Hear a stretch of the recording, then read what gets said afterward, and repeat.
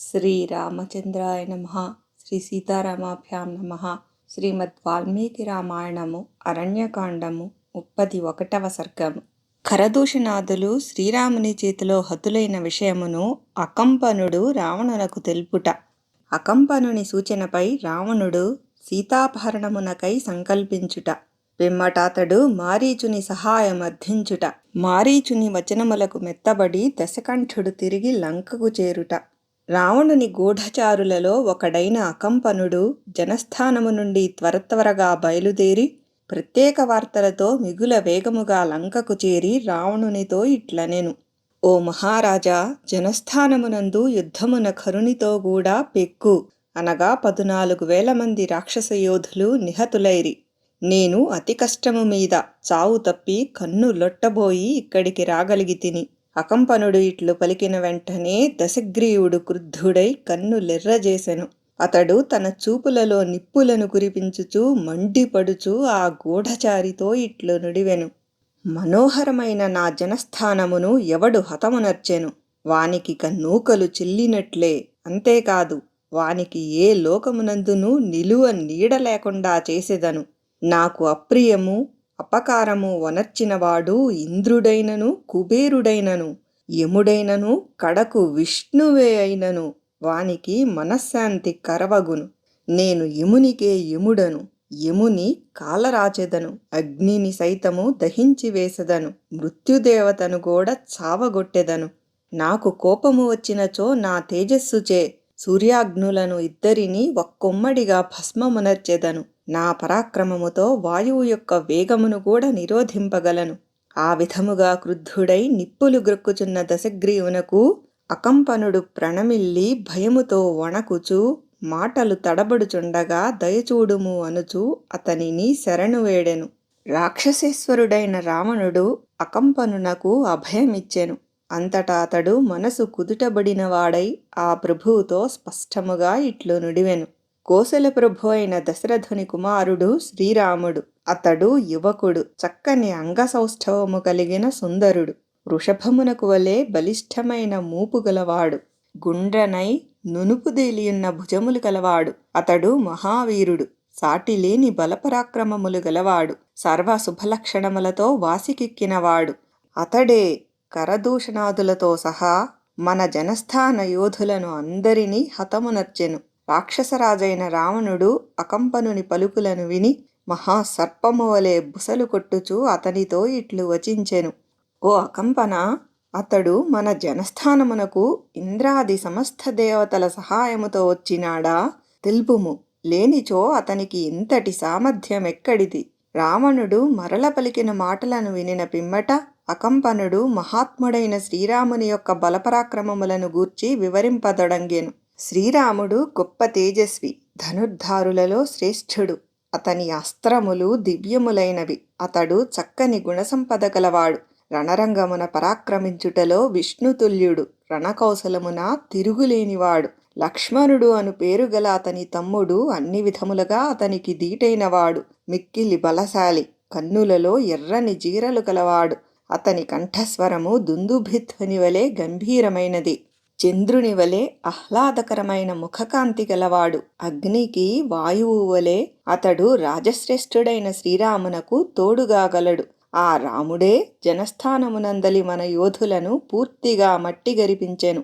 అతనికి ఏ దేవతల సహాయము అక్కరలేదు. ఈ విషయమున ఎట్టి విచారణతో పనిలేదు. బంగారు పిడులతో బలమైన రెక్కలతో కూడిన బాణములను శ్రీరాముడు ప్రయోగించెను. అవి 5 తలలు గల పాములై మన రాక్షస వీరులను తినివేసినవి. రాక్షస యోధులు సమరభూమి యందు ఎటు వెళ్ళినను వారికి ఎదురుగా శ్రీరాముడే కన్పట్టుచుండుటచే వారు భయకంపితులు కాజొచ్చిరి. ఓ పుణ్యాత్ముడా, జనస్థానము శ్రీరాముని చేతిలో ఈ విధముగా ధ్వంసమైపోయెను. అకంపనుని పలుకులను విని రావణుడు, అయితే ఆ రామలక్ష్మణులను హతమార్చుటకై ఇప్పుడే జనస్థానమునకు వెళ్ళెదను అని వచించెను. రావణుడిట్లు పలికిన వెంటనే అకంపనుడు ఈ రీతిగా వచించెను. ఓ మహారాజా, మానవాతీతములైన అనగా దివ్యములైన శ్రీరాముని బలపరాక్రమముల గూర్చి తెలిపెదను, సావధానుడవై వినుము. పరాక్రమశాలిగా మిగుల పేరుమోసిన శ్రీరాముడు నిజముగా కుపితుడైనచో దేవాసురులు సైతము రణమునాతనిని నిగ్రహింపజాలరు. ధరుల నొరయుచు నిండుగా ప్రవహించెడి నదుల వేగమును కూడా అతడు తన బాణములతో నిరోధింపగలడు. అశ్విన్యాది నక్షత్రములతో, ఆదిత్యాది నవగ్రహములతో, తదితర తారలతో విలసిల్లెడు ఆకాశమును సైతము అతడు శిథిలమునర్పగలడు. సముద్రమున మునిగిపోవుచున్న భూమండలమును కూడా ఉద్ధరింపగలడు. ఆ ప్రభువు సముద్రము యొక్క చెలియలి కట్టను ఛేదించి సమస్త లోకములను ముంచివేయగలడు. అతడు తన బాణములచే సముద్రము యొక్క ఉద్ధృతిని, వాయు వేగమును నిరోధింపగలడు. అనగా సముద్రమును ఇంకిపోవునట్లుగాను వాయువు స్తంభించునట్లుగాను చేయగలడు. పురుషోత్తముడును మహా యశస్వియు అయిన శ్రీరాముడు సంకల్పమాత్రమున సమస్త లోకములయందలి వివిధములగు ప్రాణులను లయమనర్చుటకును మరల వాటిని సృష్టించుటకును సర్వసమర్థుడు.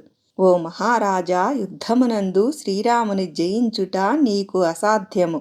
పాపాత్ములు స్వర్గమును చేరలేనట్లు రాక్షస వీరులెవ్వరునూ అతనిని జయింపజాలరు. దేవాసురులు సైతము అతనిని వధింపలేరని నా విశ్వాసము. కాని అతనిని వధించుటకు తగిన ఉపాయమొకటి నాకు తోచుచున్నది. దయతో ఆలకింపుము. సీతాదేవి అతని భార్య. ఆమె ఉత్తమురాలు, లోకోత్తర సౌందర్యవతి, నిండు జవ్వని, చక్కని అవయవముల పొంకము గలది, రత్నాభరణములను ధరించి ఉన్నది. స్త్రీలలో మేలుబంతి. దివ్యభామినులు గాని, గంధర్వ తరుణీమణులు గాని, అప్సరసలు గాని, దానవయోతులు గాని అందచందములలో ఆమె కొన గోటికి చాలరు. ఇక మనుష్యకాంతలలో ఆమెకు సాటి ఎవరుందురు? ఓ ప్రభూ, సీతయనిన శ్రీరామునకు ప్రాణము. అందువలన ఏదీ నీ ఒక ఉపాయముచే అతనిని వంచించి ఆమెను అపహరించుకొని రమ్ము. భార్యావియోగమునకు తట్టుకునలేక అతడు తన జీవితమును చాలించును. మహాబాహువు రాక్షస ప్రభువు అయిన రావణునకు ఆ అకంపనుని పలుకులు నచ్చెను. అప్పుడతడు శ్రీరాముని మోసగించుట, అనగా శ్రీరాముని సీతాదేవికి దూరముగా పంపివేయుట ఎట్లు అని కొంత తడవు ఆలోచించి అతనితో ఇట్లు నుడివెను. ఓయి, నీవు చెప్పిన ఉపాయము యుక్తముగా ఉన్నది. ప్రాతకాలముననే సారథిని వెంట నిడుకుని నేనొక్కడనే వెళ్ళి ఆ సీతాదేవిని అవలీలగా ఈ లంకా నగరమునకు తీసుకొని వచ్చెదను. ఇట్లు పలికిన పిమ్మట అతడు సూర్యకాంతులను విరజిమ్మున్నట్టి రథమునకు జవనాశ్వములను పూంచి నలు దిక్కులను ప్రకాశింపజేయుచు మారీచుని ఆశ్రమమునకు బయలుదేరెను. రాక్షసేంద్రుని యొక్క మహారథము ఆకాశమున సాగిపోగలదు. అతడు గగన మార్గమున పయనించుచుండగా ఆ రథము మేఘముల మధ్య చంద్రుని వలె శోభిల్లెను. అతడు తాటకాసుతుడైన మారీచుని యొక్క ఆశ్రమమునకు చేరి అతని చెంతకు వెళ్ళెను.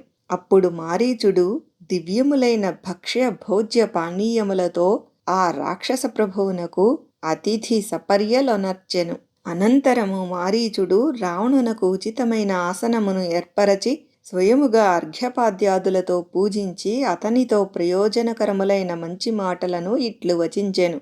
ఓ రాక్షసేశ్వర, నీ రాజ్యమున ఎల్లరునూ కుశలమే కదా? ఊరకరారు మహాత్ములు. నీవు ఇంత హడావిడిగా వచ్చుటకు ఏదో ఒక గొప్ప కారణము ఉండవచ్చునని నేను తలంచుచున్నాను. మారీచుడు ఇట్లు పలికిన పిమ్మట మహా తేజస్వియు మాటకారియు అయిన రావణుడు అతనితో ఈ విధముగా నుడివెను. నాయనా, దండకారణ్యమునకు నా ప్రతినిధిగానున్న ఖరుని అసహాయసూరుడైన శ్రీరాముడు హతమార్చెను. జనస్థానమున గల అజేయులైన మన రాక్షస యోధులందరూ యుద్ధమున ఆ రఘువీరుని చేతిలో మడిసిరి. ఇందులకు ప్రతిక్రియగా నేను అతని భార్యను అపహరింపదలచితిని. ఈ విషయమున నీవు నాకు సహాయపడవలెను. ఆ రాక్షస ప్రభువు యొక్క మాటలను విని మారీచుడు అతనితో ఇట్లనెను. ఓ రాక్షస శ్రేష్ఠుడా, సీతను గూర్చిన సమాచారమును నీకు తెలిపిన వాడెవడు? బయటికి మిత్రుడుగా కనబడుచున్నను, వాస్తవముగా అతడు నీకు శత్రువే సుమా. నీచే గౌరవాదరములు పొందియు అతడు నీకు కీడు తలపెట్టుచున్నాడు. ఇంతకును సీతాదేవిని లంకకు తీసుకుని రమ్ము అని సూచించిన వాడెవడో తెలుపుము. సమస్త రాక్షసుల వైశిష్ట్యమును అనగా ఉనికిని దెబ్బతీయదలచినట్టి అతడెవడు? నిన్ను ఇట్లు ప్రేరేపించుచున్న వాడెవడో గాని వాడు మాత్రమును నిశ్చయముగా నీకు శత్రువే. అతడు విషసర్పము నోటియందు గల కోరలను నీచే తీయించదలచుచున్నాడు. అనగా ఆ విషసర్పము యొక్క కాటునకు నిన్ను బలిచేయదలచుచున్నాడు. సీతాపహరణము అను కార్యము నెపముతో నిన్ను ఈ తప్పుత్రోవ పట్టించిన అతడెవడు? ఓ రాజా, హాయిగా నిద్రించుచున్న నీ మాడుపై ఈ విధముగా దెబ్బ కొట్టినవాడు ఎవడు? ఓ రావణా, శ్రీరాముడు ఒక మదపుటి ఏనుగు వంటివాడు. పవిత్ర వంశమున జన్మించుటయే ఆ గజమునకు తొండము. తిరుగులేని పరాక్రమమే ఆ ఏనుగు మదము.